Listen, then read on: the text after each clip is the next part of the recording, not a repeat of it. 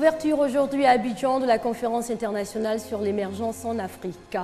Un nouveau manuel de procédure pour accroître l'efficacité de l'administration publique ivoirienne est en cours d'élaboration. Nous en parlerons dans cette édition. On évoquera également cette prise d'otage aujourd'hui au musée Bardo de Tunis. Elle s'est achevée sur un bilan de plus de 20 morts. Bonsoir à tous et merci de vous informer sur RTI 2.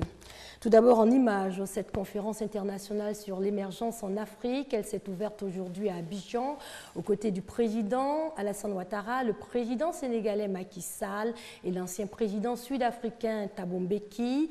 La rencontre est organisée à l'initiative du gouvernement ivoirien en partenariat avec le Programme des Nations Unies pour le développement, la Banque africaine de développement et la Banque mondiale. Il s'agit d'une plateforme d'échange, mais aussi une occasion pour évaluer les conditions de l'émergence et d'en définir les stratégies. Plus de 300 experts participent à l'événement. Arrivé aujourd'hui dans le cadre de la conférence internationale sur l'émergence en Afrique, le président du Sénégal, Macky Sall, a quitté Abidjan après son adresse à la cérémonie d'ouverture. Macky Sall qui hier s'est prononcé sur la réduction du mandat présidentiel au Sénégal. Un référendum est envisagé. Nous écoutons le président sénégalais. L'avis du Conseil constitutionnel et je soumettrai un référendum qui va procéder à une révision de la Constitution, d'abord sur le mandat et puis sur quelques autres aspects pour consolider notre démocratie. J'avais estimé que cela devrait pouvoir être fait en 2016, probablement au mois de mai 2016. Nous pourrons nous prononcer sur cette réduction du mandat. Et en ce moment, si c'est validé, c'est en février 2017 que se fera l'élection présidentielle, au lieu de 2019. Retour en Côte d'Ivoire où un nouveau manuel de procédure pour accroître l'efficacité de l'administration publique est en cours d'élaboration. Ce document dotera les services de contrôle et d'inspection d'un cadre transparent. C'est ce que nous disent Marina Atta et Jean-Louis Gbangou. La mission des structures d'inspection et de contrôle est d'assurer une gestion transparente et optimale dans la conduite de l'action publique. Mais ces organes rencontrent d'énormes difficultés dans l'exercice de leurs fonctions.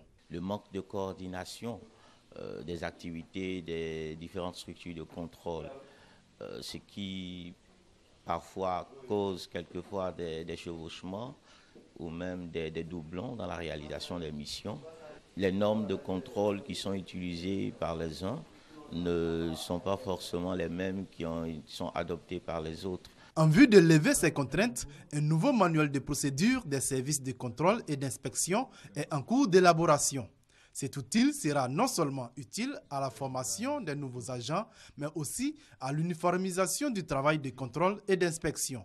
C'est de trouver une formule pour qu'il y ait une adéquation entre la formation et le contrôle. Une formule pour que toutes les inspections générales du ministère puissent travailler à partir du même cadre, à partir des mêmes outils, utilisent les mêmes règles pour le contrôle. Pendant 3 jours, ce manuel de procédure sera au centre des réflexions des cadres et experts réunis dans le cadre de cet atelier. Après sa validation, il sera reproduit et distribué aux différentes structures de contrôle et d'inspection. Le programme franco-ivoirien de recherche sur le VIH-Sida procède à l'agrandissement de ses locaux. Les travaux ont été lancés hier. L'extension va être réalisée grâce à un appui de l'Agence nationale de recherche sur le sida, Félix Amani et Herman Niamien.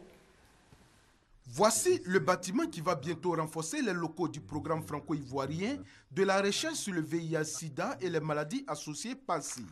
C'est le fruit du partenariat entre le PASSI et l'ANRS, l'Agence nationale de la recherche sur le sida et les hépatites virales. À la pose de la première pierre de ce bâtiment, le directeur de l'ANRS a souligné que c'est une contribution pour permettre aux pensionnaires de cet institut, dont le nombre ne cesse de croître, de travailler dans des conditions adéquates. Pour faire de la recherche, il faut des hommes et des femmes et des chercheurs. Et c'est un partenariat entre les chercheurs du Nord français et les chercheurs du Sud ivoiriens. Et puis il faut quand même un peu d'équipement et de bâtiments. Et donc c'est la raison pour laquelle, à partir du bâtiment déjà existant, nous avons décidé d'accompagner cette demande et de les aider à avoir plus de mètres carrés. Longtemps attendu, ce projet d'extension des locaux du PASSI est un véritable soulagement selon la coordinatrice du PASSI. C'est un sentiment de fierté. C'est un travail collaboratif que nous avons réalisé depuis 20 ans à la France. Aujourd'hui, il y a une grande extension parce que les jeunes ont été formés en grand nombre. Il était question d'étendre ces locaux, non seulement pour les abriter, mais aussi pour augmenter et élargir nos thématiques. Ce bâtiment comprendra 26 bureaux avec des équipements modernes. La contribution de l'ANRS pour sa construction est de 280 000 €, soit environ 184 millions de francs CFA. L'État de Côte d'Ivoire contribue également au financement des travaux dont l'exécution est prévue pour 6 mois.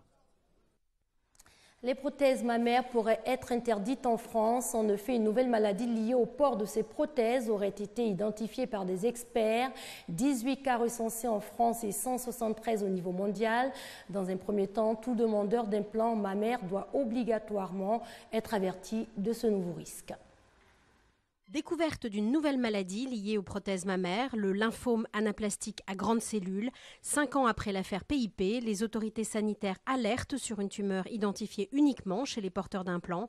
18 cas ont été recensés en France en 3 ans. Une personne est décédée, mais une forte progression est constatée depuis 2014. Scolarisation des enfants handicapés, une ONG s'inquiète. L'ONG Dignité et Droit veut éliminer les barrières qui empêchent ces enfants d'intégrer les établissements scolaires traditionnels. Elle sensibilise alors, histoire d'attirer l'attention des responsables politiques sur cette situation préoccupante. Ami Sissoko. Scolariser les enfants avec handicap dans les établissements scolaires traditionnels. C'est l'objectif de l'ONG DDC Dignité et Droit pour les enfants en Côte d'Ivoire.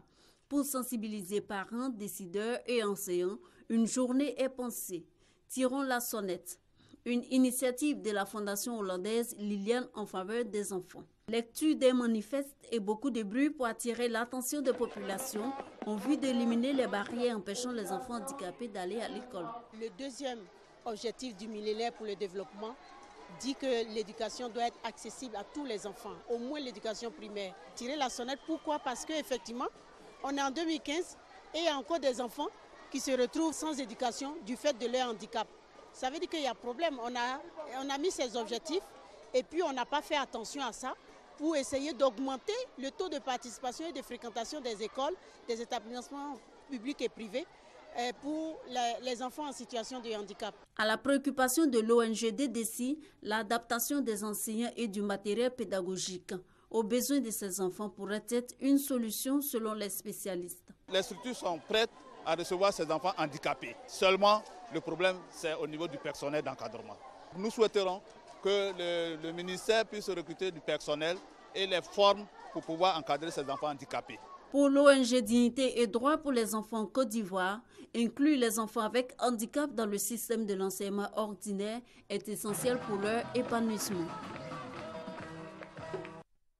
En images, en Tunisie, cette prise d'otage aujourd'hui au musée Bardo de Tunis, un bâtiment proche du Parlement. L'opération de sauvetage est terminée. Plus de 20 morts, dont 20 touristes. L'on dénombre également une quarantaine de blessés.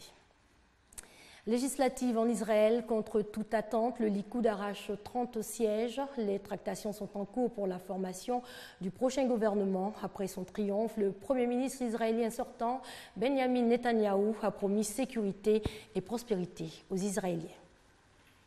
Un triomphe pour Benjamin Netanyahou. Au pouvoir depuis 2009, le Premier ministre israélien, pourtant donné battu par les sondages, sort grand vainqueur des élections législatives. Je suis très ému par la responsabilité qu'a placée le peuple israélien sur mes épaules.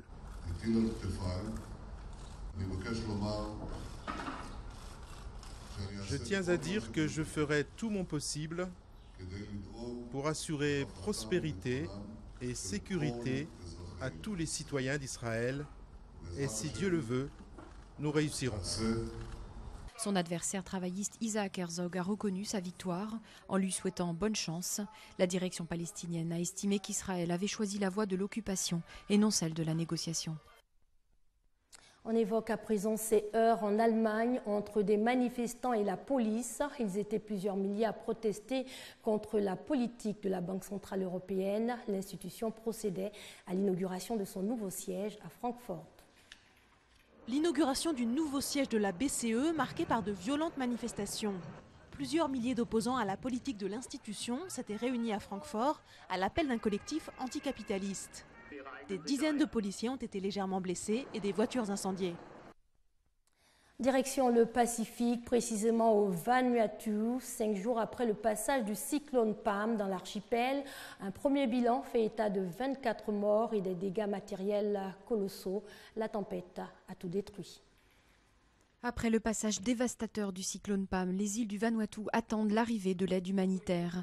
Mais les associations sont confrontées à un véritable casse-tête logistique pour desservir les zones reculées de cet archipel aux 80 îles, l'un des pays les plus pauvres de la planète, où la destruction totale des cultures fait craindre la famine.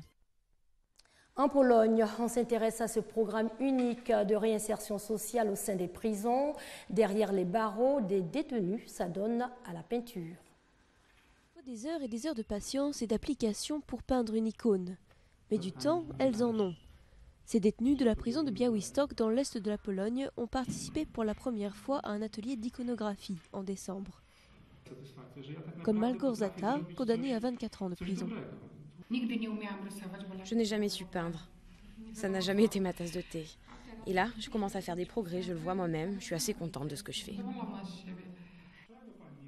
La peine de Malgorzata a été réduite d'un tiers pour bonne conduite, mais il lui reste encore 8 ans derrière les barreaux.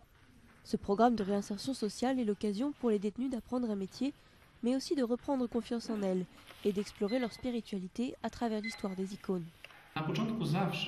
Au début, de manière générale, les détenus viennent participer à l'atelier pour tuer le temps, pour que le temps s'écoule plus vite, pour faire quelque chose de plus intéressant. Certaines aussi en récompense pour bonne conduite. Mais à la fin des cours, chacun veut faire bénir son icône et la garder pour soi. La région de Białystok est à majorité orthodoxe, contrairement au reste du pays, très catholique. Ce programme, qui allie art et religion, est donc unique en Pologne. Ça me calme et ça m'apaise. J'ai le cœur moins lourd, ça me permet de renforcer ma foi. Je prie déjà mon icône de la Vierge Marie. La prison n'a organisé que 2 stages, un pour les hommes et un pour les femmes. Si la direction trouve les fonds nécessaires, elle espère en organiser d'autres et donner une chance aux nombreux volontaires qui n'avaient pas été sélectionnés la première fois. Football pour terminer, vous le savez certainement, en raison d'une dette non acquittée envers son ancien sélectionneur brésilien, le Zimbabwe est exclu des qualifications du Mondial 2018 en Russie. Justement, je vous propose 2 réactions, notamment celle du président de la Fédération zimbabwéenne de football. Nous avons reçu une lettre de la Fédération internationale de football, la FIFA, qui a pour effet d'exclure le Zimbabwe des qualifications pour la Coupe du Monde 2018 en Russie. Cela va avoir de graves conséquences sur le développement de ce sport magnifique dans le pays. En tant que fan de foot, on aime ce sport. Je pense que la fédération ne nous a pas bien représentés. Tout le monde aime le foot au Zimbabwe. Que va-t-on faire maintenant? Attendre jusqu'en 2022? C'est vraiment triste. Alors c'est ici que l'on s'arrête. Excellente soirée sur les antennes de la RTI, la marque du service public.